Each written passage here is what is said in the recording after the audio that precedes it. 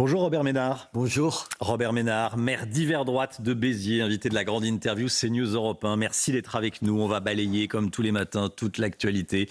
Et je voulais qu'on commence avec ce qui se passe au Rassemblement national. Les locaux du Rassemblement national, le siège du RN, a été perquisitionné hier par des enquêteurs qui enquêtent sur des soupçons de financement illégal. Jordan Bardella, le président du Rassemblement national, dénonce une nouvelle opération de harcèlement. Et vous, qu'est-ce que vous en dites ? Attendez, d'abord, on va être juste un tout petit peu prudent. On va attendre de savoir tout ce que ça donne, tout ça. Parce que ni vous ni moi, on le sait. Bien sûr que ça fait beaucoup pour le Rassemblement national. Alors, il y a, dans la colonne, ça fait beaucoup. Il y a ça. Il y a ce qui se passe, vous savez, les attachés parlementaires qui va à la marine européenne, qui va à la marine Le Pen, les problèmes qu'elle a. Il y a de nouveau une histoire en Europe sur un certain nombre de factures qui, manifestement, les institutions européennes estiment qu'elles sont pas mal utilisées, un argent mal utilisé. Est-ce que c'est de l'acharnement ? Je pense, pourquoi j'hésite à répondre ? Parce que d'abord, il n'y a pas que. Sur les attachés parlementaires, il y a eu, rappelez-vous, la France Insoumise, le MoDem, qui est un certain nombre de gens, un certain nombre de magistrats ou d'institutions qui ne soient pas très favorables au RN et qui, s'ils peuvent leur faire la peau, le font, oui. Et en même temps, je pense que le RN flirte souvent avec la ligne rouge. Pourquoi ? Expliquons-le. Je vous rappelle que M. Macron avait fait des promesses quand même. Vous vous rappelez la banque de la démocratie ? Le RN, c'est pas normal qu'un parti qui fasse 30% des voix ait autant de mal à trouver de l'argent. D'où il va chercher de l'argent comme il peut. Aujourd'hui, il y avait une promesse qui avait été faite. Il faut que tous les gens puissent se présenter dans de bonnes conditions aux élections. Et pour ça, il faut qu'il y ait un endroit où les partis puissent emprunter de l'argent sans avoir besoin de faire le tour des amis. Vous pensez qu'Emmanuel Macron ne l'a pas fait pour nuire au Rassemblement national ? Écoutez, il y a tellement de choses qu'il n'a pas faites que je pourrais faire la liste et ma réponse serait non. Est-ce qu'il a envie de rendre service au Rassemblement national en se disant on va leur donner les mêmes chances qu'aux autres partis pour pouvoir trouver de l'argent ? À votre question, je dirais, ça ne doit pas l'emmerder beaucoup d'emmerder en revanche le Rassemblement national. Il y a peu de voix en dehors du RN pour s'insurger de ce qui se passe. Mais ça, c'est le truc politicien. Vous vous rappelez quand Nicolas Sarkozy a des emmerdements, toute une partie de la classe politique hurle. Quand c'est le RN. Quand c'est à tour de rôle, ils sont tous comme ça. Ils sont scandalisés quand ça les concerne. Moi, je serais quelqu'un de gauche, je dirais exactement ce que je viens de dire. Je ne suis pas de gauche, je ne vote pas pour le Rassemblement national, mais je trouve normal que le Rassemblement national n'ait pas plus de difficultés que les autres à trouver de l'argent. Donc je me retournerai vers M. Macron en lui disant « Monsieur Macron, qu'est-ce que vous avez fait de cette promesse ?» Et après, vous vous étonnez que le Rassemblement national fasse comme il peut pour trouver de l'argent. Alors attendez, je n'ai pas dit que ce n'était pas condamnable. On verra la justice. Mais d'abord, il y a une présomption d'innocence. Et deuxièmement, il y a un contexte qui est celui-là. On pénalise le Rassemblement national depuis des années et un certain nombre de gens, dans le reste de l'échiquier politique, se donnent pas vraiment les moyens de leur faciliter la vie. Robert Ménard, invité de la grande interview CNews Europe 1. Je voulais vous entendre également sur ce qu'a dit Philippe Baptiste, le ministre de l'Enseignement supérieur, qui persiste et signe ce matin dans le Figaro et qui dit que l'islamo-gauchisme, la notion, la théorie de l'islamo-gauchisme n'existe pas à l'université. Quel jeu joue-t-il selon vous, Robert Ménard ? J'allais d'abord vous dire il faut qu'il sorte de l'université, mais même pas, parce que moi l'islamo-gauchisme, je le vois tous les jours. Enfin attendez, il n'existe pas au sens intellectuel du terme, mais Coco au sens concret du terme, ça pour exister, il existe, y compris à l'université. En plus, je ne comprends pas qu'ils disent ça aujourd'hui, je ne sais pas qu'est-ce qui lui prend, parce que c'est le même, vous vous rappelez quand c'était, je cherche son nom, Philippe Baptiste, oui. Vous vous rappelez, le prof à Lyon qui avait été mis en cause par une bande d'abrutis, de pro-palestiniens. Les petits miliciens qui sont allés l'exfiltrer. Il avait pris sa défense. Donc comment ce garçon qui avait pris la défense de ce prof qui était mis en cause parce qu'il n'aurait pas été suffisamment pro-palestinien au goût d'un certain nombre, aujourd'hui dit une connerie pareille. Comment tu peux dire une bêtise pareille ? l'islamo-gauchisme, bien sûr, pour dire les choses clairement, il y a une partie de l'extrême gauche, parce que derrière les mots, il y a quoi? Une partie de l'extrême gauche qui fait alliance avec les pires des islamistes pour un certain nombre de raisons, d'abord électorales. Pourquoi vous croyez que la France insoumise, la France insoumise, elle n'est pas islamo-gauchiste, elle est quoi? La France insoumise, les prises d'opposition de la France insoumise, c'est quoi d'autre? Je sais pas, il est tombé sur la tête, ce ministre, il s'occupe de quoi? Je sais pas, moi je lui propose de venir avec moi, passer quelques jours, et je vais lui en présenter des islamo-gauchistes. Et dans les universités, bien sûr qu'il y en a, bien sûr qu'il y a chaque fois, enfin, les instituts d'études politiques, vous vous rappelez ce qui s'était passé à Grenoble, vous vous rappelez ce qui s'était passé à Strasbourg, vous avez vu les manifestations dans un lieu qui est soi-disant le lieu où on forme les élites de la République, parce que c'était quand même ça, Sciences Po, oui. les Sciences Po. Sciences Po, pareil. Derrière l'objectif électoraliste, il y a quoi comme objectif? C'est quoi? C'est détruire la société française, la changer? Je crois L'objectif des islamo-gauchistes? à eux, oui. Mais ils nous détestent. Juste, ils nous détestent. Ils détestent tout ce que vous êtes, monsieur. Ils détestent tout ce que je suis. Ils détestent l'idée que vous trouviez normal de voir une femme non voilée. Ils rêvent de vous imposer un mode de vie, un code de vie, une façon de vivre, une façon de regarder les autres qui ne sont pas les nôtres. Bien sûr qu'ils sont un danger. Ils sont un danger, mais vital. Moi, je ne comprends même pas quand je vois, par exemple, vous avez vu les manifestations des gens qui, à juste raison, parlent des droits des homosexuels. Mais vous savez ce que c'est, les droits des homosexuels, dans un certain nombre de pays où c'est les islamistes qui ont le pouvoir. Enfin, tout le monde le sait. Vous savez ce que c'est être homosexuel à Gaza avec le Hamas. Et les mêmes inconscients, j'allais dire idiots de l'islamisme, plus qu'idiots, fous furieux, vous disent « Ah non, quand même, la cause palestinienne, celle défendue par le Hamas, on va la défendre et on va manifester à côté d'eux. » Mais comment tu peux avoir aussi peu de jugeotes? Ils n'ont rien compris. Mais ils ont rien compris, ils sont fous furieux. Ils ont des causes légitimes, mais comment un certain nombre d'organisations féministes, un certain nombre d'organisations qui défendent les gays en France peuvent flirter peuvent se tenir même à 10 kilomètres de gens qui sont des assassins dans ce domaine-là. Vous avez vu le sort des femmes dans les pays islamistes, vous savez ce que c'est. Et ça les émeut pas, ils hurlent pas. Et pour revenir à notre ministre, il ne se rend pas compte de ça. Moi, je ne lui fais pas de procès, je ne le connais pas. Mais je dis, qu'est-ce qu'il a? Il a envie de séduire une partie des enseignants à la veille d'annonces où il va leur dire, où il va falloir faire des économies. Puis, vous savez, il y a la honte d'une partie de gens d'oser critiquer la gauche. Moi, je l'ai vu, il y a 20 ans que je vois ça. Avant les municipales de l'année prochaine, vous redoutez qu'il y ait des listes avec des candidats islamo-gauchistes? Je pense voire islamistes. Attendez, mais moi, je connais chez moi un certain nombre de listes, et pas de gauchistes, où il y a des islamistes. Déjà, pour séduire les quartiers, parce qu'ils pensent, ces horribles personnages, que si tu as un islamiste bontain chez toi, ça va te faire gagner quelques voix dans un certain nombre de quartiers. Islamiste bontain. Oui, bontain, vous avez compris, qui en l'occurrence, le bontain auquel je pense, il n'est pas trop bontain, mais ou qui ont l'impression d'être des gens comme ça, convenables, et dont les idées sont des choses terribles pour les valeurs, enfin, j'aime pas le mot valeur, pour les vertus qu'on défend, pour le mode de vie qui est le nôtre, pour le respect de ce pays.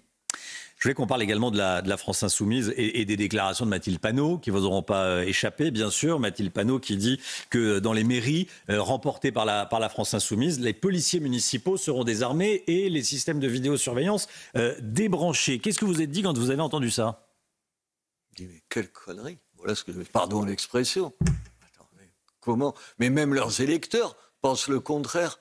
Enfin, attendez, la police municipale, les gens chez moi, y compris les gens de gauche, la seule chose qu'ils me demandent, vous savez c'est quoi? C'est qu'il y en ait plus. Et personne aujourd'hui, y compris bon nombre de mairies de gauche, moi j'ai eu des problèmes quand j'ai armé ma police municipale. Oui. Mais comme quoi, peut-être on a raison avant les autres. Aujourd'hui, il n'y a pas un maire censé. Le problème, c'est que la France insoumise, je ne sais pas où ils ont des maires. Alors, il doit y avoir trois écolos fous furieux qui doivent les soutenir. Mais attendez, aujourd'hui, un maire en place, personne ne va désarmer sa police municipale. Quant à la vidéoprotection, parce qu'ils n'osent même pas parler de vidéosurveillance, ce qui est... attendez, moi, je suis passé, il y avait quoi quand je suis arrivé? 30 caméras de vidéo, il y en a plus de 500 maintenant. Et les gens, ça ne règle pas tous les problèmes. Mais la façon de rassurer les gens, c'est ça. Et juste... Les gens ne le savent même pas, la vidéosurveillance, vous savez pas pour qui elle est d'abord utile? Pour la police nationale et la gendarmerie. Quand ils veulent élucider une affaire, mais où ils viennent chez nous, regardez ça. Mais comment tu peux dire ça? Ou alors, horreur, mais j'ose même pas le penser, est-ce que ces gens-là sont le parti des voyous? Est-ce que ces gens-là, ils sont du côté des gens qui, eux, cassent la vidéosurveillance, qui, eux, tapent sur les flics? Vous avez compris? La question qu'on peut se poser, c'est à qui il faut le jeu de ça qui? plaît. Mais attendez, monsieur. Quand on dit on va désarmer la police municipale et débrancher les systèmes de vidéosurveillance, ça parle à qui? Ça ne parle pas aux retraités, a priori. Mais attendez, dans votre question, il y a la réponse. Les voyous, ceux qui nous posent problème, ceux qui pourrissent la vie des quartiers.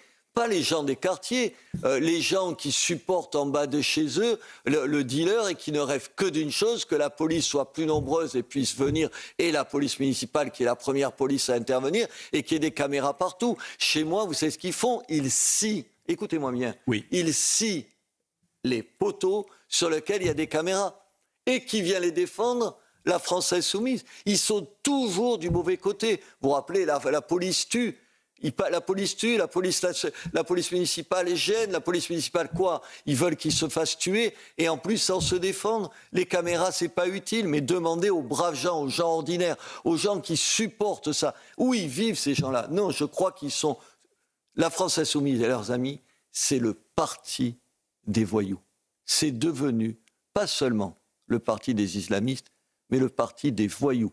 Aujourd'hui, ils défendent les pires de notre société. Et quand ils prennent position contre l'armement de la police municipale ou contre les caméras de vidéosurveillance, ils prennent la défense des petites crapules. Robert Ménard, invité de la grande interview CNews Europe 1. Je voulais vous entendre également, Robert Ménard, sur ce sondage CSA pour CNews Europe 1, le JDD. 72% des Français sont favorables à la suppression des accords de 68, qui facilitent la circulation, le séjour et l'emploi des Algériens en France. La suppression de ces accords de 1968, on en parle beaucoup, notamment pour faire pression sur Alger, pour qu'il libère Boualem Sansal. Il faut aller plus loin et on regarde le résultat. Vous êtes favorable à la suppression de ces accords de 68 ? Attendez, bien sûr. Mais vous vous rappelez, en février dernier, le Premier ministre, M. Bayrou, avait dit « Je leur donne, vous vous rappelez, un ton un peu martial. Tout à fait. Je donne à Alger 6 semaines pour arrêter de nous emmerder. » Et le délai est largement dépassé. Vous savez, à l'époque, c'était aussi parce évidemment, ils n'ont pas changé, ils ne reprennent pas leurs voyous qu'on veut leur envoyer. Vous avez raison, les 6 semaines, ça fait... Combien de mois? Aujourd'hui, il faut arrêter de croire qu'on va séduire les autorités algériennes. Arrêtez de croire quand, vous savez, en allant leur cirer les babouches, on va les convaincre qu'il faudrait être peut-être gentil avec la France. Ils vivent de la haine de la France. Ils vivent contre leur peuple de la haine de la France. Donc on fait quoi? On rompt les accords.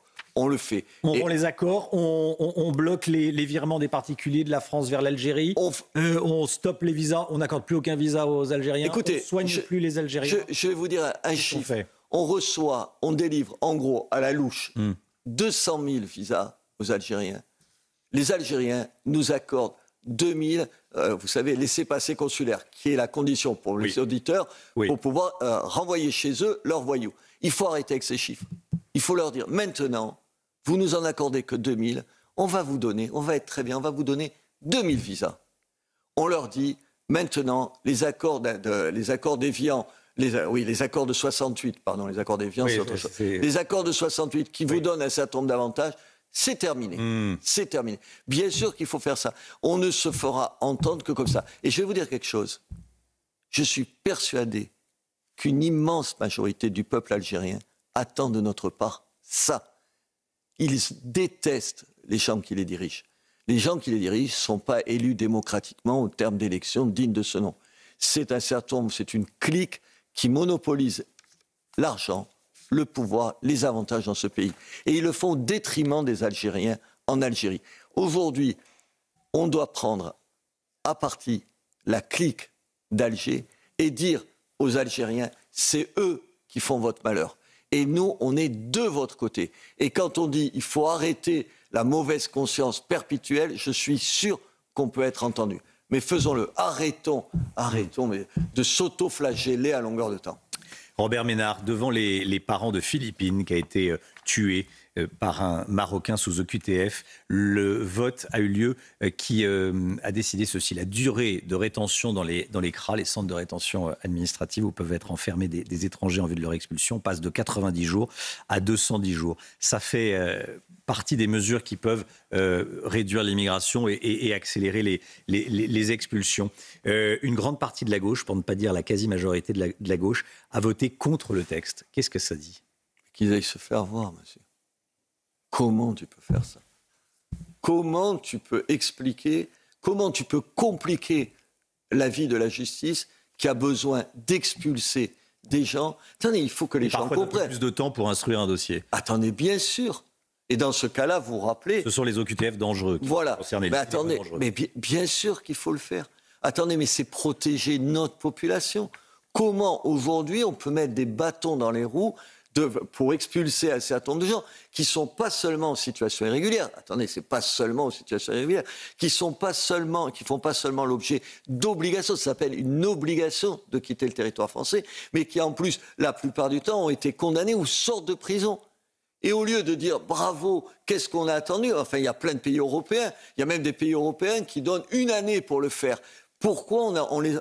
Encore une fois, est-ce que la gauche défendrait, comme on en parlait tout à l'heure sur d'autres cas, une partie de la gauche défendrait toujours les voyous, parce que ce sont des voyous. Ce n'est pas des gens qu'on expulse parce que, je ne sais pas quoi, parce qu'ils se comportent mal.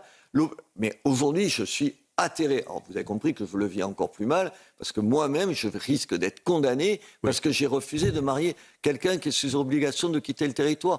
Je ne comprends pas que des Français fassent encore confiance, des électeurs, fassent encore confiance à des partis qui, chaque fois, sont du mauvais côté de la barrière. Chaque fois, ils sont du côté, une fois, je me répète, des voyous contre des braves gens. Chaque fois, ils sont du côté de ceux qui agressent et pas du côté de ceux qui sont agressés. Chaque fois, ils sont du côté de ceux qui se comportent mal et pas du côté de ceux qui sont les victimes de ceux qui se comportent mal. Bien sûr qu'il faut faire ça, mais ça ne suffit pas. Il faut aussi construire des CRA, des centres de rétention administrative. Et j'appelle, permettez-moi de le dire, l'ensemble de mes maires, même si ce n'est pas populaire, à construire des CRA dans leur commune. Merci beaucoup Robert Ménard. Merci d'être venu ce matin sur le plateau de CNews et sur Europe 1. Bonne journée à vous, à bientôt. Merci à vous.